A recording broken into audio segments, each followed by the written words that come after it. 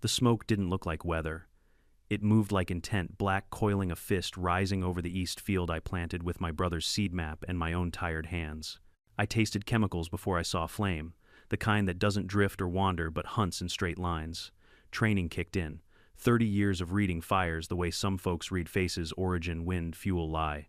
And there she was across the fence, perfect posture, red robe, sunglasses at night, like the rules never applied to her yard or her conscience. People like her don't swing hammers, they swing committees. They don't say burn it, they say beautify the sightline. I didn't shout. I called it in, marked the wind-counted propane yards, and watched the blaze crawl exactly where someone had fed it. If you've ever felt a boundary snap under a stranger's heel, you know this feeling already, not anger, clarity. Tonight you'll hear what fire told me. Before we dive in, drop your city and your local time in the comments. Let me know where you're watching from. The fire had a voice that night. It wasn't the roar of a wildfire rolling across timberland or the hiss of a grass burn on a windy day. This was a crackle laced with spite, each stalk of corn snapping like a bone under heat. I stood there, sweat already dripping down my back, watching flames claw their way into the heart of the east plot, the most fertile ground I had. For a split second I froze. My mind flickered back to the calls I used to answer when I wore turnout gear, the ones where seconds meant houses lives. But this time the life at stake was mine, my family's, and the land my brother left behind. I yanked open the glove box of my truck and pulled out the old radio I never thought I'd use again. My voice was steadier than my hands. This is Samuel Granger. I've got a brush fire east cornfield off Maple Ridge Road bordering Stonebrook HOA. Dry air, heavy fuel load, possible accelerant. Send engines now. The dispatcher didn't question me. Old habits die hard. Once a captain, always a captain. By the time the first siren wailed in the distance, Copper, my hound, was pawing at the gravel drive, whining like he knew we were about to lose more than crops. I grabbed the shovel from the shed and tried to carve a fire break, my boots sinking into the soil that moments ago had been thriving green alive. But the flames leapt like they had a will of their own, rushing toward the irrigation ditch that was my only line of defense. That's when I saw her. Beyond the chain-link fence that marked the line between my farm and the HOA subdivision stood Evelyn Marks, the woman everyone else called Karen, behind her back but never to her face. She didn't look panicked. She didn't look surprised. She looked satisfied. Arms crossed, sunglasses perched on her nose even though the only light was hellfire. "Did you call 911? I shouted through the smoke voice raw. She tilted her head slowly like she was watching a play.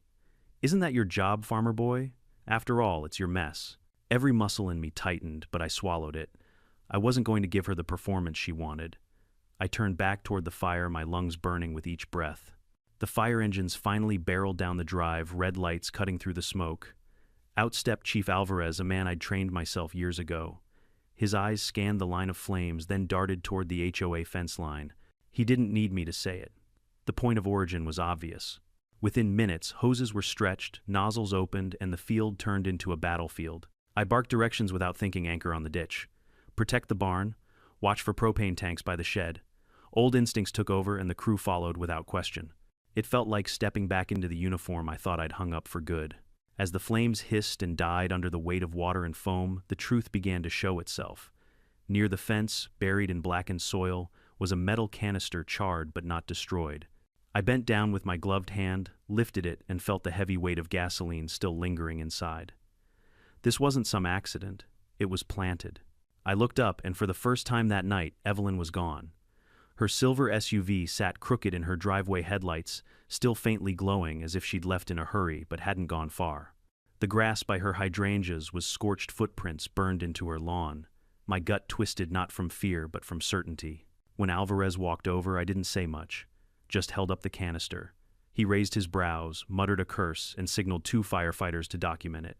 "Looks like arson," he said flatly. "Arson," I repeated, tasting the word like ash. The crew fought the fire for another 20 minutes before it was under control, but the damage was clear. Half my east plot was gone.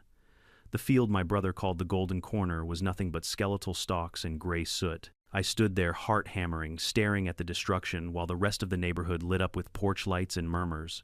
Neighbors gathered, some pretending they were just out walking dogs, others clutching coffee mugs like props. But none of them came close. They stayed behind the safety of their HOA fences, whispering while I stood in the wreckage. Evelyn's house was dark now, but I could feel her eyes somewhere behind those curtains, watching, calculating. She thought she could light a fire and walk away. She thought fire was just fuel and smoke. But I'd spent a lifetime learning its language. Fire tells the truth. Fire doesn't lie. That night, long after the engines rolled away and the air grew heavy with silence, I walked the fence line again with a flashlight. Every detail mattered. Scorched grass tracing back into her yard. A patch of dirt pressed low like someone had stood there too long. And the canister, oh, I knew what that was. Not farm equipment, not something a neighbor could mistake. A backyard fire pit starter, the kind sold at hardware stores. I bagged the evidence, took photos, labeled everything with times, wind direction, and soil condition. Some folks sleep after a blaze. I don't. I've seen too many houses reduced to embers, too many families crying in the glow. I know that justice needs patience, but it also needs proof. As dawn crept over the ridge, the east plot looked like a battlefield after retreat. Black scars stretched across rows where green once swayed. My boots sank in ash, and Copper nosed the ground, whining like he'd lost something he couldn't name. Maybe he had. Maybe we both had. But as I stood there staring at Evelyn's perfect stucco house beyond the fence, one truth burned hotter than the fire itself. She'd crossed a line she couldn't uncross, and I wasn't going to let her get away with it. The day after the fire, the smell still lingered like a ghost I couldn't chase off. Smoke clung to my clothes, to the porch wood, even to Copper's fur. When I woke, the first thing I heard was silence. No birds, no cicadas, just that hollow quiet that follows destruction. I pulled on my boots, poured black coffee into a thermos, and walked the eastern fence line again. What I saw made my chest tighten. The rows were gone. The east plot, the one my brother always swore caught the best sun, was now nothing but blackened stumps curling inward like fingers clenched in pain. 5 rows were scorched clean through, all stopped by the irrigation trench I dug last spring. That trench had saved the rest of the farm. Without it, the blaze would have swallowed the barn, the tractors, maybe even the house. It was the only thing standing between ruin and survival. I crouched low, flashlight in hand, scanning the scars where green turned to black. That's where truth hides at the edges. And there it was, again, another melted canister, half-buried retail grade, not industrial. And worse, scraps of red nylon fabric edges charred. Evelyn's color. She wore red like armor every HOA meeting, every doorstep confrontation. Coincidence, not a chance. I bagged the evidence carefully, then slipped into the pantry and opened the safe behind the shelves. Inside were my brother's papers, my old fire service badge, and the small thermal camera I'd rigged into the scarecrow we called Sarge. My niece had thought it was funny last fall to dress him in my old fire captain's hat. Turns out that joke might save the farm. The footage wasn't crystal clear, infrared rarely is, but the truth was undeniable. At 2:13 a.m., a figure in a hooded jacket appeared on screen, slipping through a pride section of fence from the HOA side. They carried a bundle under one arm, crouched low, and sparks bloomed. One fire point, then another, then another. For 12 full minutes, the figure adjusted placements, watched flames grow, then strolled back through the gap without a single glance over their shoulder. I rewound, zoomed in, paused frame by frame. The stride was short, sharp, deliberate. Arms tucked close, swinging with that same stiff authority I'd seen Evelyn use when she marched into HOA meetings, barking about community standards like they were commandments. And there on the sleeve, faint but visible in thermal bloom, was the outline of a windbreaker. Red. I printed stills, labeled them, and made 3 backup copies. A man doesn't survive decades of fire calls without learning redundancy. Then I called Thomas Heller, my lawyer. He was a retired JAG officer, the kind of man who didn't waste words.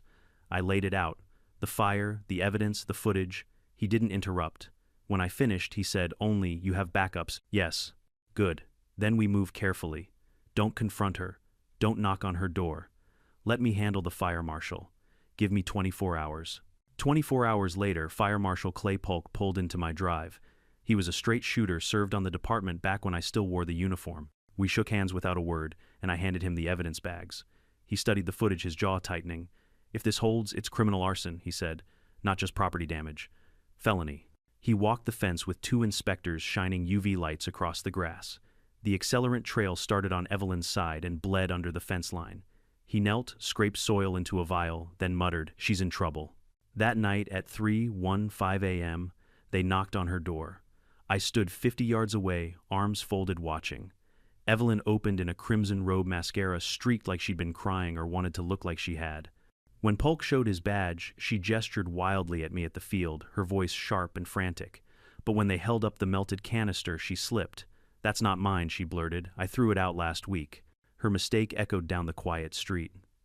Neighbors' porch lights snapped on. Phones recorded from across lawns. For the first time, she looked rattled. The next morning, whispers spread faster than any fire. Some neighbors avoided eye contact as they walked their dogs. Others lingered, pretending to water plants while staring at my gate. Rick, the HOA treasurer, shuffled over pale. "I didn't know she'd go that far," he said. His voice cracked. I didn't thank him. I just said, "Be ready to testify." By noon, I was meeting with Thomas again. He already had civil paperwork drafted, damages, harassment, trespassing, attempted zoning fraud. "She'll lawyer up," he warned. "Claim emotional distress. Spin it as your fault." I nodded. She lit the match. "I'll light the truth." That afternoon, a patrol car parked across from Evelyn's driveway. No cuffs yet, but the message was clear. The HOA board had overreached, and now the law was circling. Dana, the social chair, wouldn't meet my eyes. Rick's face looked like he hadn't slept. The neighborhood was cracking, just like the East Field, but where the soil could regrow, Evelyn's grip never would. And as I stood by the irrigation ditch, copper at my heel, the ash swirling at my boots, one thought burned brighter than all the rest. This wasn't just a feud anymore. It was war. And I wasn't the one who started it. But I was damn sure going to finish it. When you live on the edge of two worlds, the tidy cul-de-sacs with their identical mailboxes and the rough, honest churn of a working field, you learn to read gestures as warnings. A whisper becomes a campaign when it's repeated enough. It starts small, a letter slipped through the gate about equipment, visibility, a notice about odor nuisance, a polite request that slowly hardens into an ultimatum. For months, that's how it played out. The HOA's missives arrived in my mailbox with the same neat blue ink and the same clipped signature Evelyn Marks. At first I thought it was Garden Club, fussing the sort of petty paperwork people use to fill their evenings. But the letters multiplied.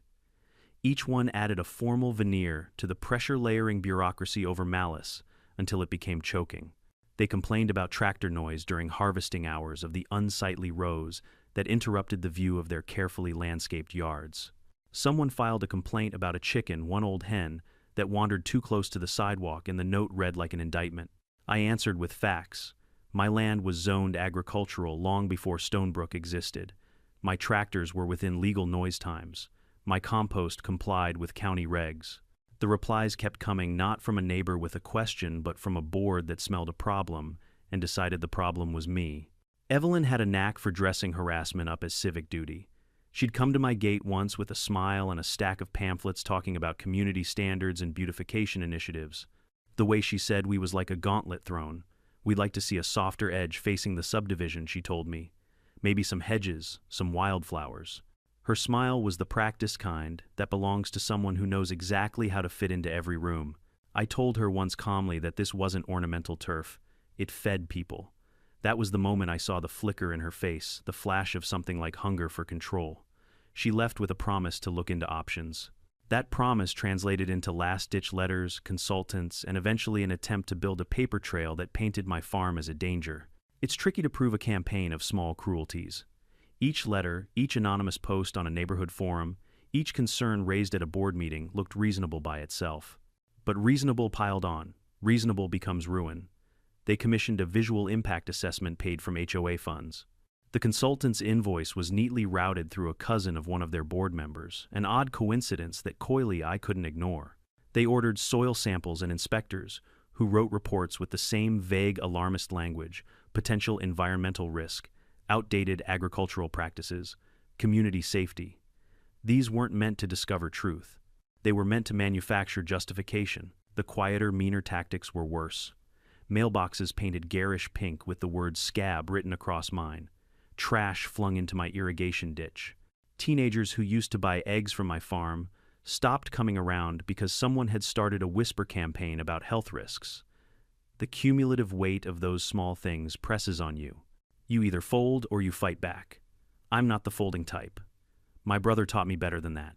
I started keeping records. Not because I was paranoid, but because I'd learned the world didn't award justice to the loudest squeal, it rewarded receipts. Every letter, every oddly timed visit from a county inspector, every phone call that ended with someone hanging up when they heard my name went into a folder. I wrote down dates, times, who said what. When the mailbox was vandalized, I took photos and filed a police report. When someone dumped grass clippings into the ditch, I documented the clog, the smell, the time stamp of the service truck on that route. The pattern emerged slowly, the way a map appears if you shade in enough lines. The HOA leveraged its own rules like a club to beat neighbors into compliance. They sent notices that read, like legal warnings, violation of bylaws, nuisance citations, implied threats of fines. They lacked jurisdiction over my property, true, but the pressure was indirect and corrosive. Paint the farmer as a problem, make lenders and buyers nervous, push him to sell or alter his operation. That's how power operates in suburban camouflage paperwork and posture 1,000 polite pushes, disguised as community concern. And then came the anonymous article on the community bulletin, a blurry photo of my barn and paragraphs about outdated practices and fire hazards. Someone went out of their way to circulate fear. I had neighbors whispering as they passed my gate, their eyes sliding away like they'd just been told a secret they couldn't repeat. The loneliness that brings is heavy. It's the kind of isolation that makes you second-guess everything. But it also teaches you to rely on evidence more than applause. That was when I rigged Sarge. My niece laughed at the idea of a scarecrow with a camera in its chest, calling it a rural James Bond prop, but it wasn't a joke. I'd already had small incidents: trash in the ditch, a missing bag of feed, but nobody stepped in to stop the slow erosion. If someone was going to escalate, I wanted to be ready. The camera was thermal hidden, battery-backed, and redundant. I consulted my old colleagues about chain of custody for footage, small steps, a retired guy with a history of fire investigations knows to take before evidence is worth anything in court. When Sarge recorded the night figure, and the pattern of sparks and movement matched the complaints, and the ground evidence, the pieces stopped being circumstantial. That was the point where private harassment became criminal enterprise. It's one thing to complain about appearance or to push for landscaping. It's another to tamper with fences, to plant accelerants, to orchestrate a campaign meant to remove not only a person's crops, but their standing in the community. People who hide behind rules are often the ones who write them for others and exempt themselves. That's the rot I saw in the HOA's playbook. They used committees and for the good of the community rhetoric to hide a hunger for control. The fire was the first violent act in a campaign that had been burning quietly for months. The footage gave us a face to point to, a timeline to follow, and a motive to explain. It didn't erase the long weeks of whisper campaigns, but it turned those whispers into something that could be answered in a courtroom. When I handed the printed stills to Thomas and then to Marshal Polk, I felt the weight of months shift. For the first time since the letters began, the noise outside my gate felt less like a threat and more like evidence. This wasn't about revenge anymore. It was about accountability. They wanted my field gone. They found the wrong man to make invisible. I kept filing copies, labeling every note, every invoice, every strange consultant's bill. Because when people choose to weaponize, civility paper can become the slingshot that brings them down. It's funny how war doesn't always begin with a bang. Sometimes it creeps in like mildew, darkening corners until the whole wall caves. By the time I realized what Evelyn and her board were doing, it was already too late to call it neighborly nuisance. It had become siege warfare, just quieter, masked in stationery and bylaws. The small acts told the story better than any grand confrontation. One morning I stepped out to fetch the paper and found my mailbox dripping with neon pink paint, the word scab smeared across the side like a wound. Another evening, my irrigation ditch lifeline of the east field was clogged with soggy trash bags stuffed with grass clippings and kitchen waste. Not random dumping. This was deliberate, aimed right at the intake point where it would choke water flow. And every time the same pattern: no witnesses, no cameras catching faces, just the aftermath. That's when I stopped pretending it was coincidence. I set up motion sensors around the shed, and most importantly in Sarge. From a distance, he was just a scarecrow slumped at the field's edge, wearing my old fire captain's hat, patched jeans, and a plaid shirt. But in his chest, I'd tucked a thermal-triggered camera wide-angle lens night vision. I'd built it more out of instinct than certainty, a reflex honed from years of documenting fire origins. The law doesn't care much for suspicion, it cares for proof. Proof came one restless night. Copper stirred first, growling low in his chest. I woke to the faint crackle of static from the sensor alarm. By the time I reached the porch, a faint orange flicker was already rising beyond the rows. I sprinted toward Sarge's perch, knowing the camera was rolling, capturing what I might not be able to see. The footage the next morning was enough to stop my breath. The thermal image showed a figure slipping through a loosened section of fence precisely where the metal posts had been pried just wide enough. They carried a bundle tucked under one arm, knelt, and sparks flared. Not once, not twice, but in deliberate sequence, like setting kindling for a campfire. They stayed 12 minutes, long enough to adjust placement, long enough to ensure the blaze would spread. Then they walked back through the gap without looking over their shoulder. The stride, the tilt of the head.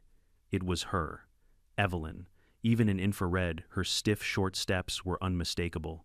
And then the detail that sealed it, the sleeve of a jacket, faint heat, reflecting off synthetic fabric, a telltale strip of color red. She wore that same windbreaker every time she marched to an HOA meeting to scold me for overwatering. I didn't rush to her door, didn't shout across the fence. I'd learned long ago that emotion burns hotter than logic and leaves you with ashes. Instead, I downloaded the footage, backed it up in triplicate and printed stills with timestamps. Chain of custody admissibility, no gaps.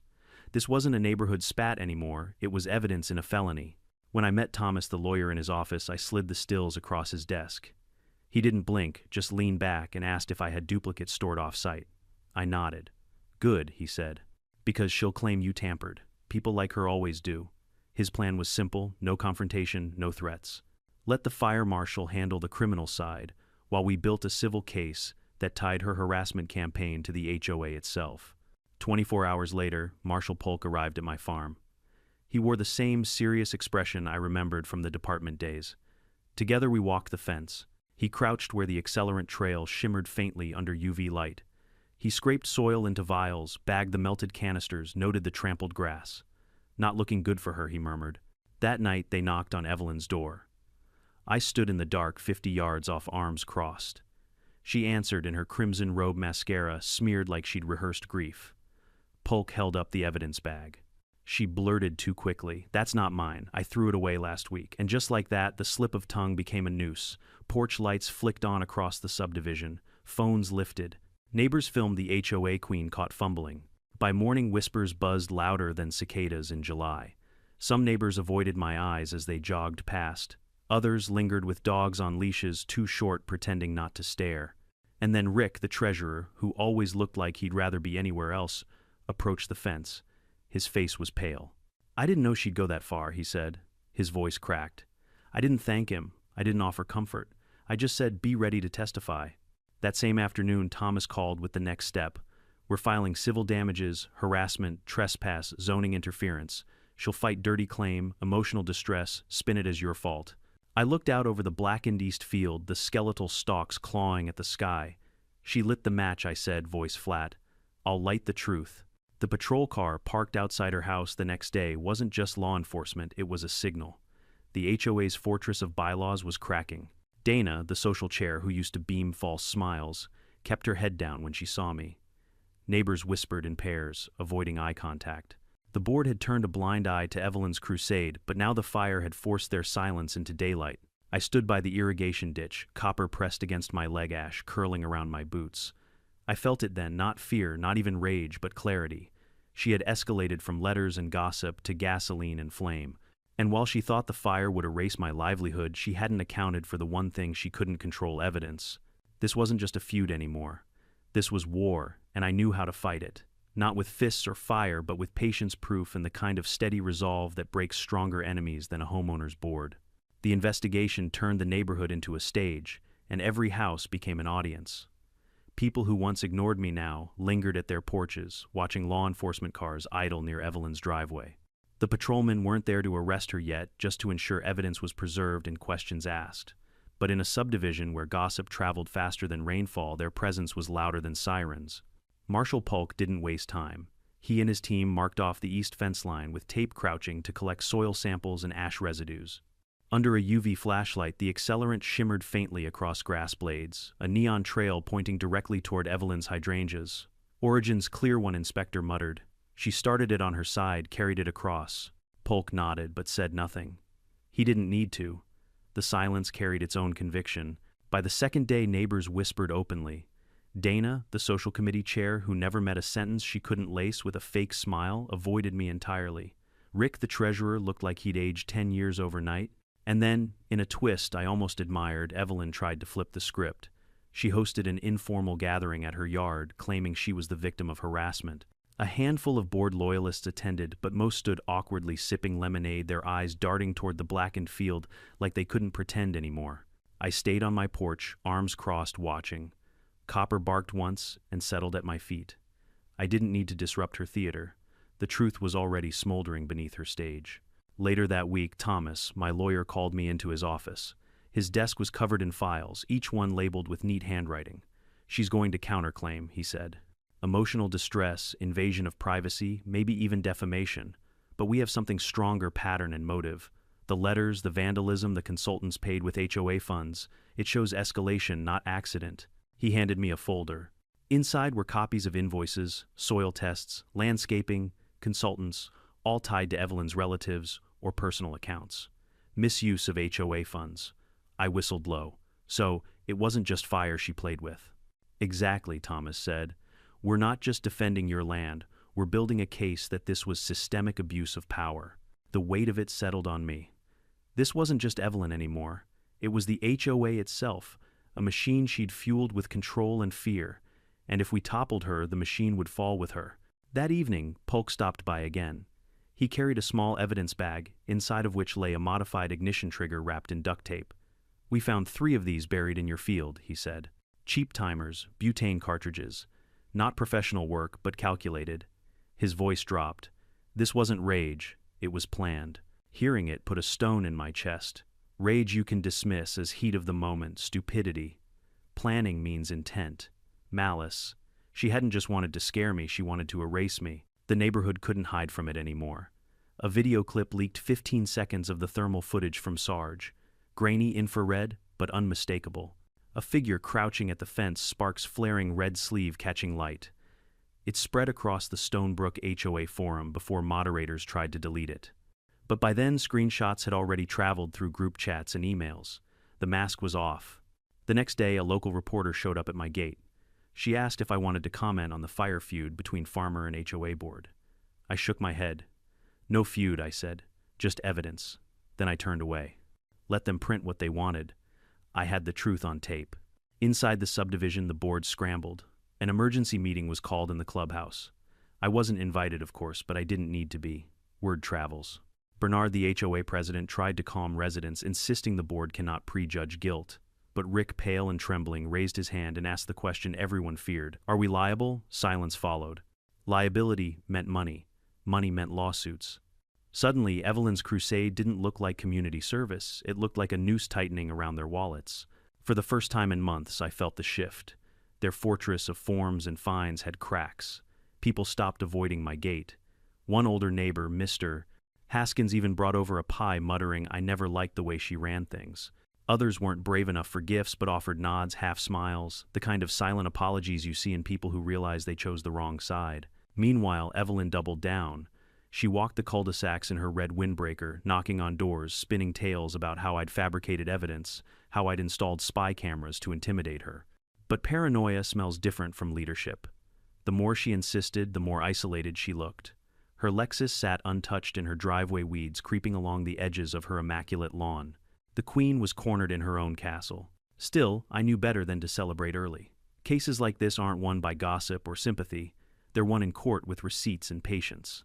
Thomas reminded me every day, she'll fight dirty. Don't let her bait you. So I kept walking the charred rows each morning, cataloging damage, rechecking the irrigation line, making notes, not just for my own sanity, but for the record. Because this wasn't just a story about a burned field, it was a story about control abuse and what happens when someone decides the rules don't apply to them. One evening, as the sun dipped low, I stood at the ditch line with Copper at my side. Across the fence, Evelyn's blinds shifted just enough to catch the glint of her eye. We stared at each other through smoke-stained air. She thought she'd broken me, but all she'd done was hand me the match to light her empire's collapse. The HOA always wore politeness like armor. Letters stamped with neat headers, meetings full of perfumed smiles, minutes recorded in fonts too clean to betray the venom behind them. But when the fire scorched my east field, and the evidence pointed straight back to Evelyn, that armor began to crack.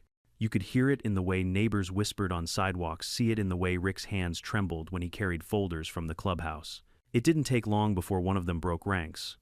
Rick showed up at my gate on a muggy afternoon, shifting nervously like a kid caught sneaking cigarettes. He cleared his throat, glanced over his shoulder, then said, "She pushed us, all of us. We signed things we shouldn't have." I leaned against the post, arms crossed, letting him sweat. He continued, "The board minutes, there's a record. 2 weeks before the fire, Evelyn said, and I quote, 'If zoning won't stop him, maybe fire hazards will.' We thought she was exaggerating, trying to scare us into pressuring you. None of us imagined she meant..." His voice trailed off. That was the moment I knew this wasn't just about Evelyn's obsession. It was about the HOA itself, complicit, enabling hiding behind procedures while she lit matches. Thomas nearly grinned when I handed him Rick's confession. "Perfect," he said. "This ties the harassment directly to official board actions. No more claiming she acted alone. We're filing against both Evelyn and the HOA." The filing shook Stonebrook harder than the flames. Civil damages, illegal harassment zoning, interference. The words carried weight heavier than any rumor. Bernard, the HOA president, called an emergency closed meeting, but neighbors leaked details before the night was over. They feared liability, feared losing more than hedges and property values. Their fortress of bylaws had become a paper trail straight to court. Meanwhile, Polk's criminal investigation dug deeper. Inspectors uncovered 2 more modified ignition devices buried near my ditch timers, rigged with cheap butane cartridges. Not professional, but deliberate. Intent, Polk said flatly, handing me the report. She wanted it to spread while she slept, then claim ignorance. When the news leaked, because it always does, the neighborhood forum erupted. Posts vanished as quickly as they appeared, moderators scrambling, but screenshots survived. A blurry still from my scarecrow camera circulated. Evelyn crouched at the fence, Sparks' blooming sleeve glowing faintly red. People argued about resolution, but no one could deny the outline. It was her. The HOA's self-appointed guardian of appearances, caught lighting the ugliest scene of all. Evelyn tried to fight back. She issued a statement through her lawyer claiming she'd been targeted, that I was spying on her with illegal cameras, that the footage was doctored. But fear smells different than confidence, and her words carried the sour tang of desperation. The local paper picked up the story. Cornfield Blaze Sparks HOA scandal board member under investigation. They interviewed neighbors, quoting one who muttered, "She always hated that farm. Said it ruined the view." Another admitted, "We thought she was just pushy. We didn't think she'd..." The sentence ended in silence. I didn't give interviews. When a news van parked outside my gate, I waved them off. No comment. The evidence speaks for itself. Let them film the charred field. It told the story better than I could. But I didn't sit idle. Each day I added to the file photos, invoices, letters, notes. Thomas called it a war chest. To me it was survival. Paper against fire. Receipts against lies. The HOA board started fracturing. Dana, the social chair, posted a resignation on the community bulletin board full of vague apologies about lessons learned and commitment to healing. No one believed it. Bernard clung to his role, insisting the board acted in good faith. But Rick's quiet testimony and the leaked minutes proved otherwise. They hadn't just tolerated Evelyn, they'd funded her vendetta with HOA money. Neighbors began approaching me not with threats or complaints, but with guilt. An older couple, the Simmons, stopped at my gate, voices trembling as they admitted they'd voted for Evelyn's proposals out of fear of being fined themselves. "We should have spoken up," Elaine whispered. I nodded, not forgiving, not condemning, just recording. At night I sat on the porch with Copper curled at my feet, staring at the field's black scars. The air smelled faintly of gasoline, still stubborn even after the rain.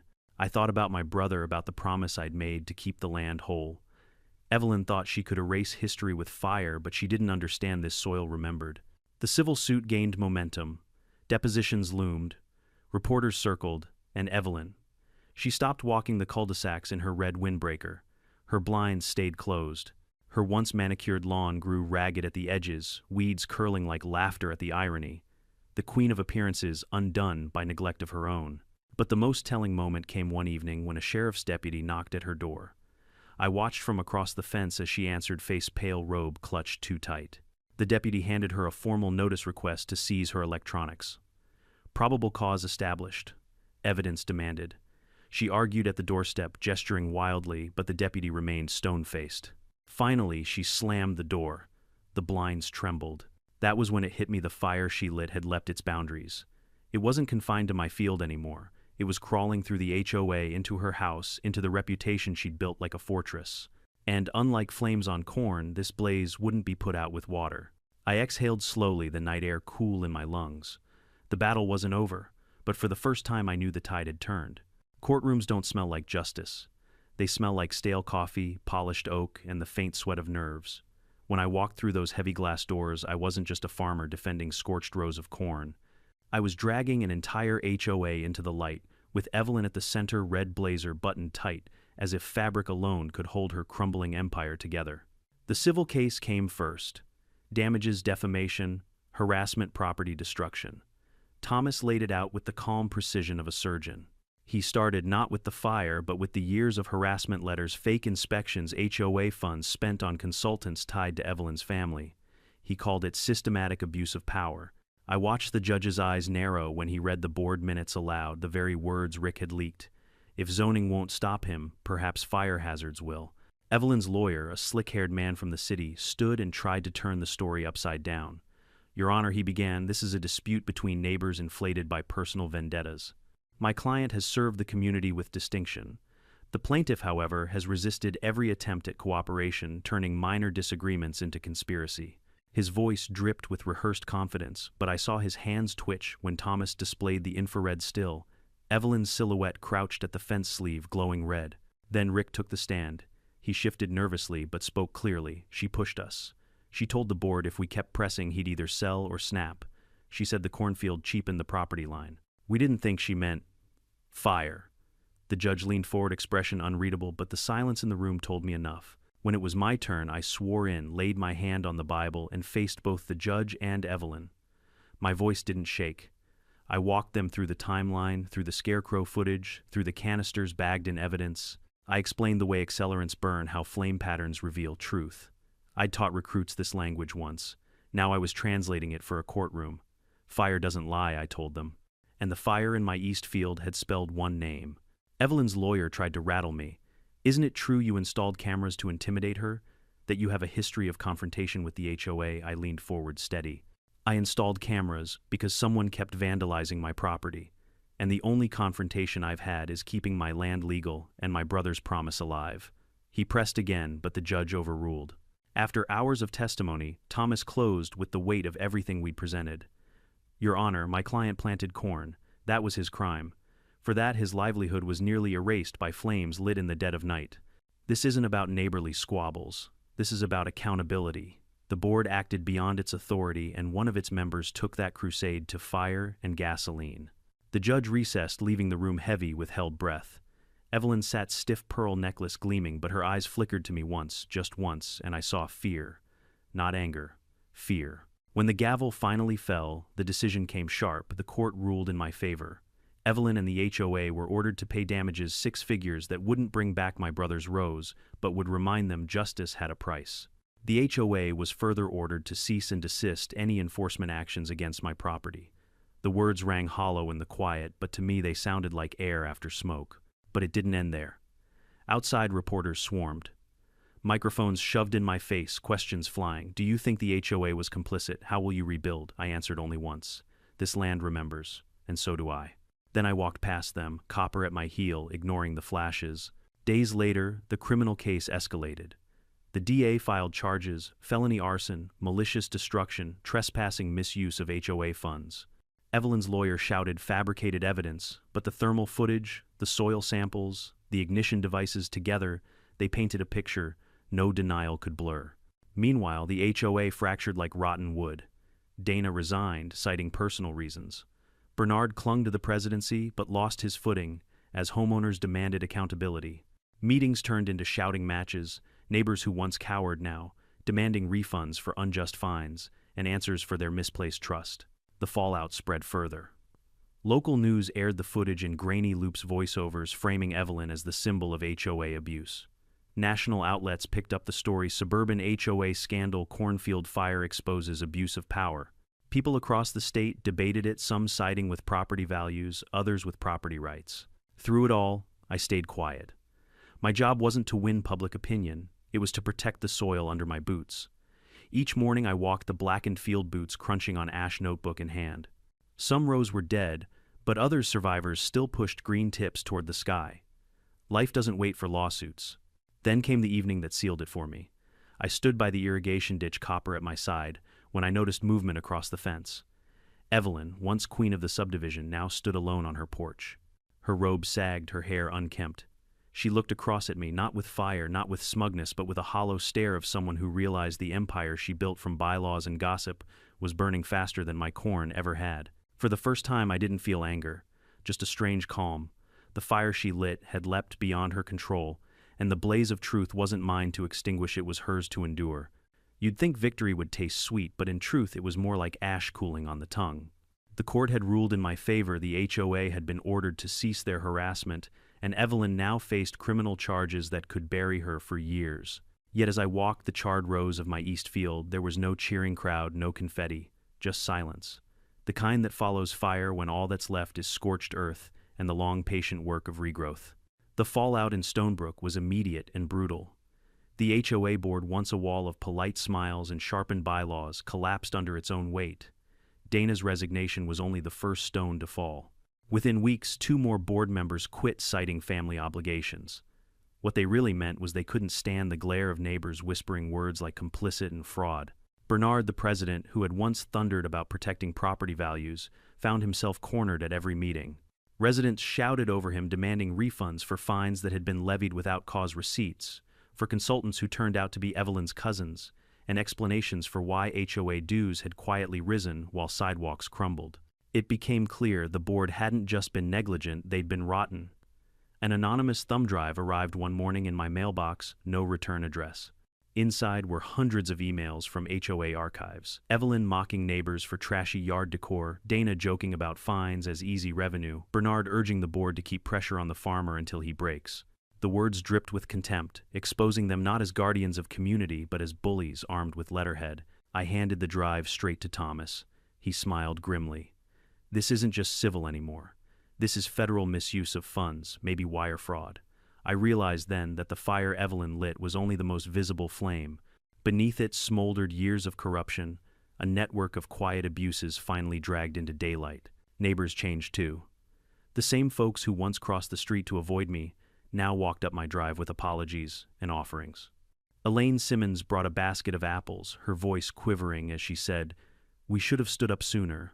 Julio, a quiet man I'd only nodded to in passing, dropped off fresh eggs with a note, "We stand with the soil." Even teenagers who had once laughed at my scarecrow came by, awkward but sincere, asking if they could help replant. The east field, though scarred, showed signs of resilience. Tiny shoots poked through blackened soil where irrigation had softened the burn. Life insists on coming back, even when people try to smother it. I tilled carefully, preparing for winter cover crops to hold the ground together until spring. Each seed I planted felt less like farming and more like testimony, proof that this land was bigger than Evelyn's vendetta. Evelyn herself became a ghost. Her once immaculate lawn grew patchy weeds curling at the edges. Her Lexus sat idle in the drive, collecting dust. Rumor spread she'd put the house up for sale, but no sign appeared, just silence blinds drawn tight. The woman who had strutted through cul-de-sacs with clipboards and threats now hid behind curtains, waiting for lawyers' calls and the slow grind of justice. One morning, Rick appeared at my fence again. His shoulders were straighter this time, though his eyes carried the weight of regret. "We're restructuring," he said. Residents voted. No more unchecked board power. Finances will be audited, term limits enforced. We'll never let this happen again. I studied him for a long moment, then nodded. About time. He swallowed hard, then added, "And I'm sorry." The words were simple, but they mattered. Weeks later, Evelyn's trial began. I didn't attend every session Thomas handled most, but when I did step into the courtroom, I saw a woman transformed. Gone was the queen in her red blazer. In her place sat a figure, hunched in gray hair, limp eyes hollow. The charges were heavy: felony arson, destruction of property, trespassing, fraud. Witnesses lined up from firefighters who battled the blaze to neighbors who had heard her threats in meetings. And when the scarecrow footage played on the big screen, the room went still. The grainy image of her crouching with sparks in hand was more damning than any testimony. Her lawyer spun excuses: stress, paranoia, provocation, but the jury wasn't buying. They saw what I had seen: intent. The verdict came guilty on multiple counts. The sentence wasn't the maximum 18 months in a state facility followed by probation, but it was enough. Enough to end her reign, enough to mark her name not as HOA chairwoman, but as a cautionary tale whispered in cul-de-sacs. When I returned to my porch that night, copper at my feet, I felt something I hadn't in years: peace. Not silence enforced by threats, but real peace. The kind that grows after fire when the air clears and the soil begins to breathe again. What Evelyn tried to destroy with fire ended up burning her own empire. It reminded me that power built on fear and control always collapses when truth finally catches flame. Justice doesn't always arrive with applause. It comes in slow, steady steps, evidence gathered, patience tested, and courage to stand firm when it feels like the world is against you. For anyone listening, protect what's yours. not just land or property, but your dignity, your right to live without being bullied into silence. And when someone lights a match against you, don't answer with fire. Answer with proof, patience, and persistence. If you've ever faced an HOA nightmare or someone who thought their rules were bigger than your rights, share your story in the comments. And if you believe more people should hear how these battles unfold, subscribe to the channel because the fight for truth, big or small, is one we all share.